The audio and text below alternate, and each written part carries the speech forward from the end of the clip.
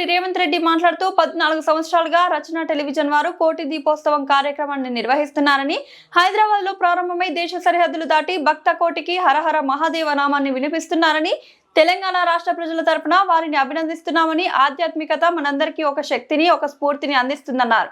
నా జన్మదినం కోటి దీపోత్సవం కార్యక్రమంలో మీ మధ్య గడపడం నాకు జీవితకాల జ్ఞాపకం. ఆశీర్వదించిన భక్త కోటికి నా అభినందనలు, శుభాకాంక్షలు తెలిపారు.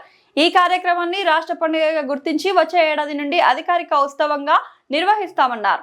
జాతీయ స్థాయిలో గుర్తింపు వచ్చేలా జాతీయ పండుగగా గుర్తించాలని ప్రధాని నరేంద్ర మోడీకి లేఖ రాస్తానని, తెలంగాణ రాష్ట్రాన్ని దేశంలోని నెంబర్ 1 గా నిలిపేందుకు మీ అందరి సహకారం ఉండాలని కోరుతున్నామని, ఆ పరమేశ్వరుడి ఆశీస్సులు అందరిపై ఉండాలని కోరుకుంటున్నామని తెలిపారు. నాడు రచనా టీవీ యాజమాన్యం, ముఖ్యంగా నరేంద్ర చౌదరి గారి దంపతులు నిర్వహిస్తున్న ఈ కార్యక్రమం జాతీయ స్థాయిలో గుర్తింపు రావాలి, కేంద్ర ప్రభుత్వం కూడా జాతీయ పండుగగా గుర్తింపునివ్వాలి అని తెలంగాణ రాష్ట్ర ప్రభుత్వం తరఫున దేశ ప్రధానమంత్రి నరేంద్ర మోడీ గారికి లేఖ రాయడం జరుగుతుందని చెప్తే భక్తులందరికీ నేను తెలియజేస్తున్నాను.